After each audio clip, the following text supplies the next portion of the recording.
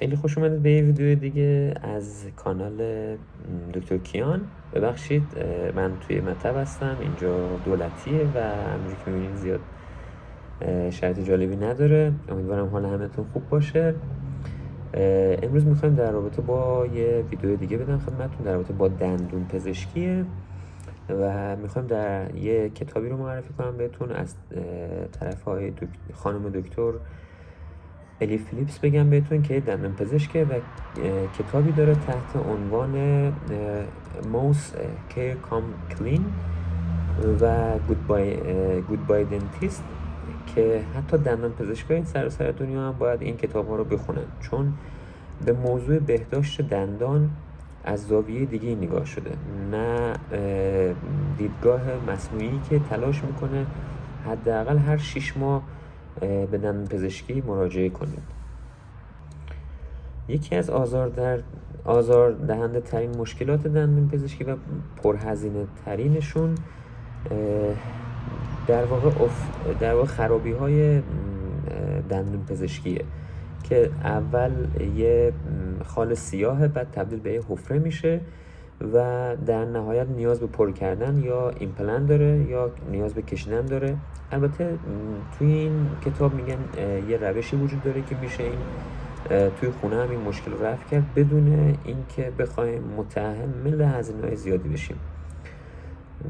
در واقع من به تحقیقات جالبی رسیدم و میخوام از زبان دکتر فیلیپس که همین تحقیقات رو تایید کرده با شما به اشتراک بگذارم و تا آخر ویدیو هم مطالب خیلی مهمی رو در مورد تغذیه دندون که باعث برطرف شدن این حفره ها در دندان ها میشه و تکمیل کننده صحبت های منه. پس لطفاً توجه داشته باشید که این صحبت ها توسط یک دندان پزشک آمریکایی با 50 سال سابقه گفته شده.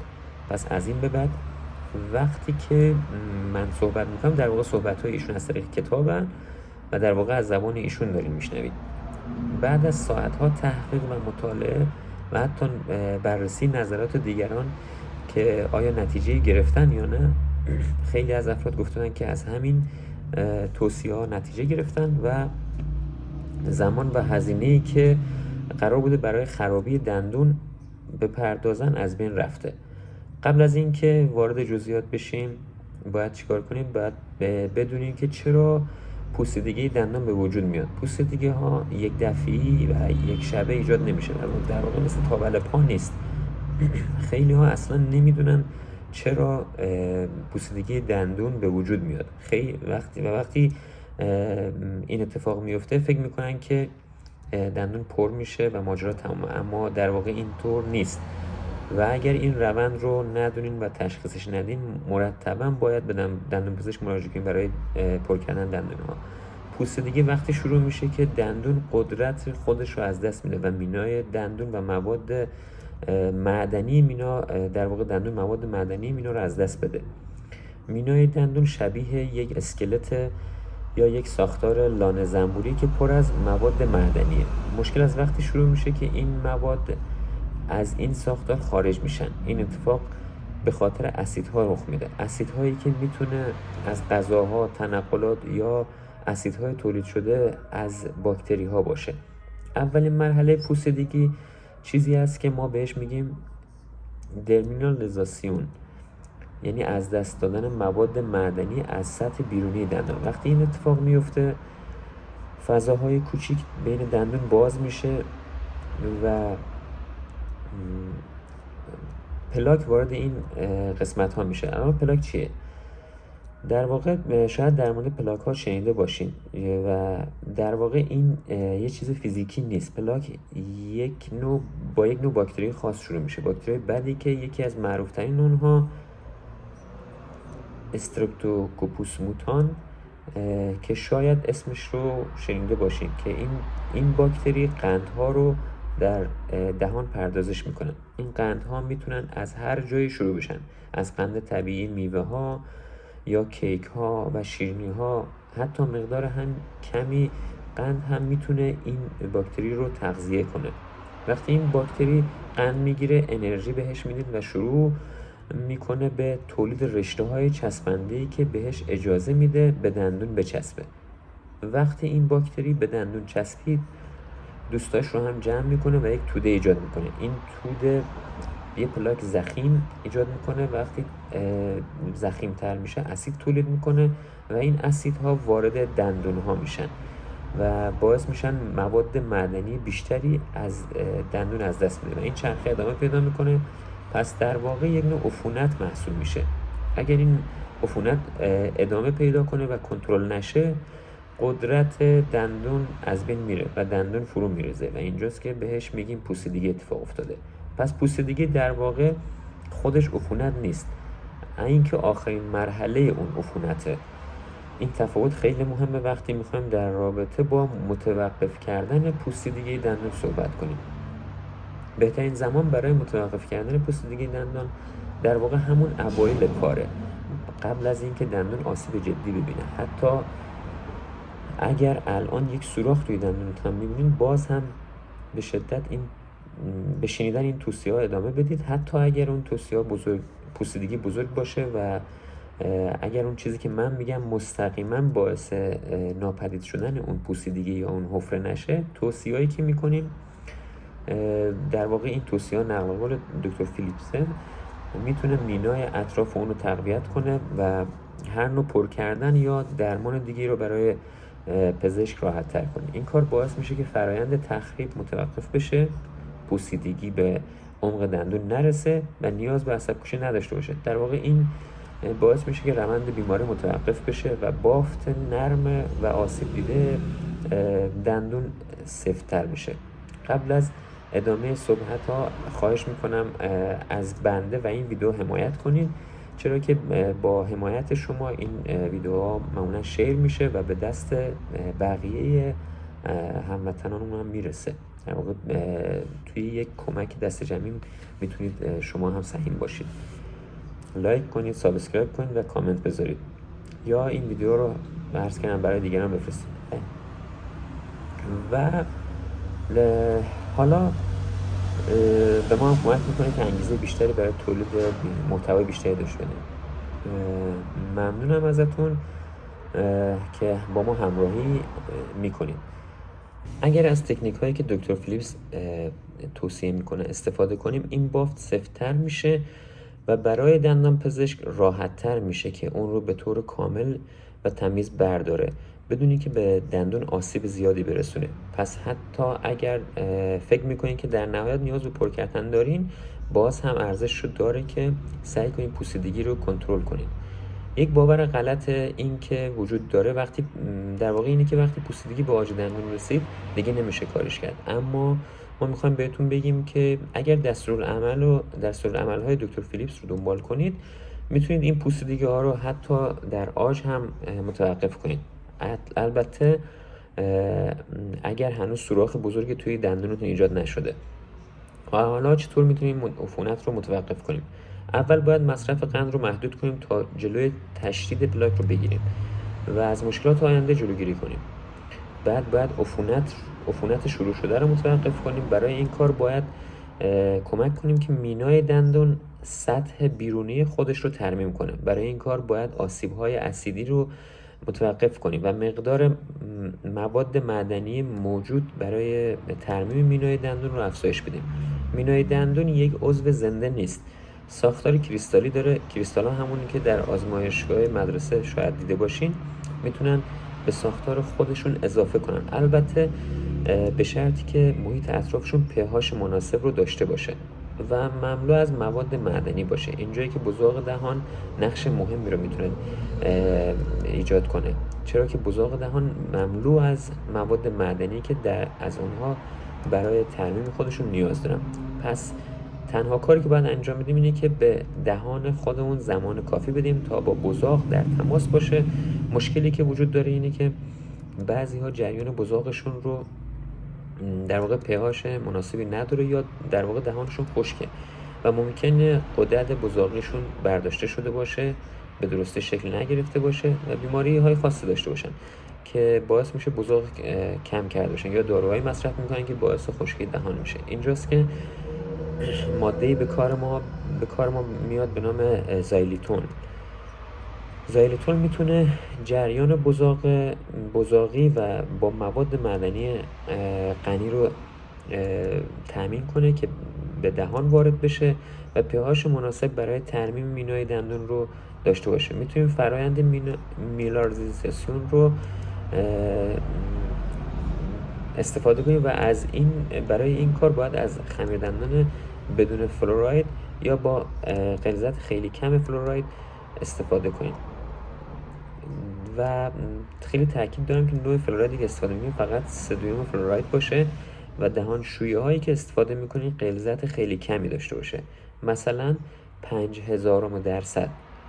پس فلورایدی که اینجا استفاده میشه خیلی درصدش پایینه. حواستون باید به این موضوع باشه. اگر میخواید فلوراید قوی استفاده کنید، پیشنهاد میکنیم اول از مدل رقیق‌تر استفاده کنید، چون وقتی 2 یا 3 بار در روز استفاده میکنید خیلی مؤثرتر به نظر میرسه. بیشتر از این استفاده نکنید، ولی 2 بار در روز هم عالیه. اگر حس میکنید دهانتون خیلی خشکه یا میخواید 3 بار در روز استفاده کنید هم مشکلی نیست. فلورایدی که استفاده میشه چیکار میکنه؟ فرایند بازسازی مواد معدنی دهان رو سرعت میده که این خیلی خبر خوبیه، چون میدونید که مینای دندون بچه‌ها وقتی دندون دائمی جدید ایجاد میشه 1 سال طول میکشه تا کامل بشه. این دندون ها اولش تیره زرد و به نظر میسن خیلی آسیب پذیر باشن. با استفاده از همون تکنیک‌ها مثل نخ دندون و یا اجازه دادن به بزاق برای بازسازی میتونید این 1 سال رو به 3 ماه کاهش بدید، تنها با شستن به موقع دهان 2 بار در روز با دهانشویی و سدیم فلوراید 5000 درصد. پس از یک طرف قند و انرژی رو به میکروب نرسیده، از یک طرف هم بزاق رو قوی تر کردیم. اگر پیش دندون پزشک گیرید باید 3 تا 4 ماه به خودتون فرصت بدین که پوسیدگی سطحی مینای دندون کاملا برطرف بشه. وقتی پوسیدگی به عاج دندون میرسه، یعنی باکتری ها به عمق دندون نفوذ کردن، بیشتر دندون پزشکان معتقدن که فلوراید تو این مرحله جواب نمیده، چرا که دیده شده فلوراید فقط سطوح رو ترمیم میکنه و یک حفره کوچیک باقی میمونه که باکتری ها ازش تغذیه میکنن و رشد میکنن. برای بسته شدن این حفره ها و از بین بردن در واقع حفره ها باید اول باکتری ها رو از بین ببریم تا حفره بسته بشه و بعد از اون سطح مینای دندون ترمیم بشه و بعد از اون بازسازی مواد معدنی داخل دندون انجام میشه. دهانشویی های حاوی زایلیتول و فلوراید رقیق شده با باکتری های داخل دندون مقابله میکنن و باعث میشن اون حفره ها بسته بشن. پس اگر خواستید دهانشویی تهیه کنید یادتون نره قراره که زایلیتول داشته باشه و فلوراید 5000 درصد داشته باشه. وقتی مینای دندون کامل و بدون نقص بشه، باکتری ها دیگه غذایی ندارن و از بین میرن و بعد دندون از داخل خودش رو ترمیم میکنه و در واقع داخل دندون یک سری مجراهای ریز وجود داره که سلولهای آدنوبلاست رو نگه میدارن و این مجرا با مایع لنفاوی پر میشه. این مایعات در ارتباط با مایعات کل بدنه و میتونن مواد معدنی رو برای پر کردن فضای خالی که به خاطر پوسیدگی و عفونت ایجاد شده تامین کنن. مواد معدنی یا از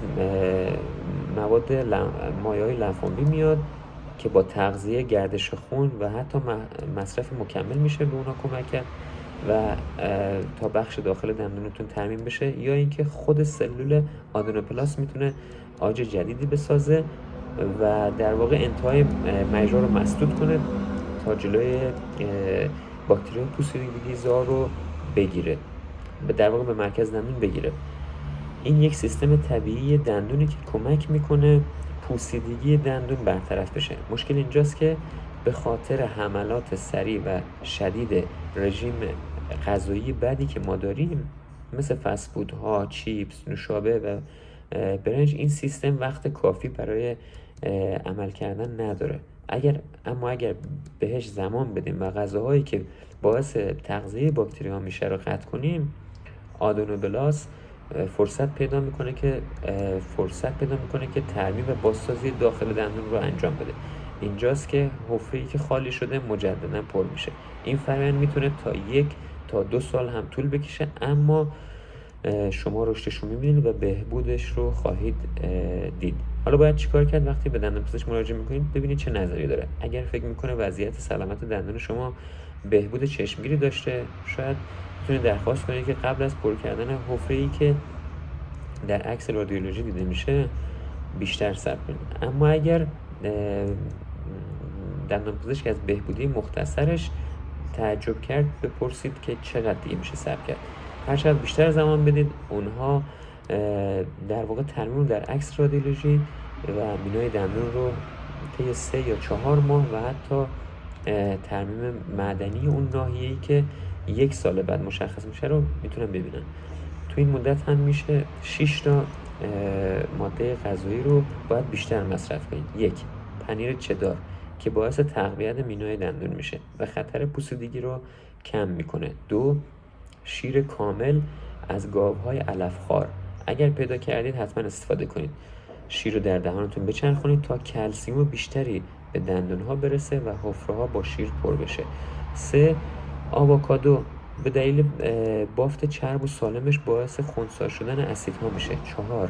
میوه‌هایی مثل توت فرنگی، تمشک که خودشون زایبیتول طبیعی دارن و باعث کاهش اسید دهان میشه. و 5.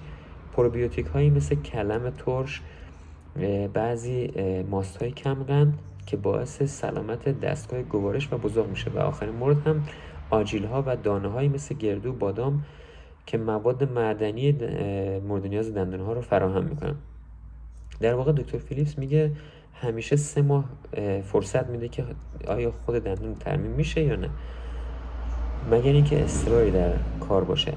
پس وقتی توی خونه و به تنهایی میخواین این کارها رو انجام بدین، میتونید ترمیم فوق‌العاده‌ای رو در پوسیدگی دندون ایجاد کنید و یا حتی کامل رو برطرف کنید و دندون رو نجات بدین. چرا این مهمه؟ چون هیچ چیزی جای دندون سالم و کامل رو نمیگیره. برای قدرت، زیبایی و ماندگاری و دیگه دردسری نداشته باشین. اینطوری یاد میگیریم بلکه نه تنها اون دندون بلکه تمام دندون‌های دهانتون رو بازسازی کنید. لطفاً اگر این ویدیو مفید بود، این تجربه رو با خانواده دوستانتون به اشتراک بگذارید و ما رو به بقیه هموطنانمون معرفی کنید. تا یک ویدیو دیگه، خدا نگهدار.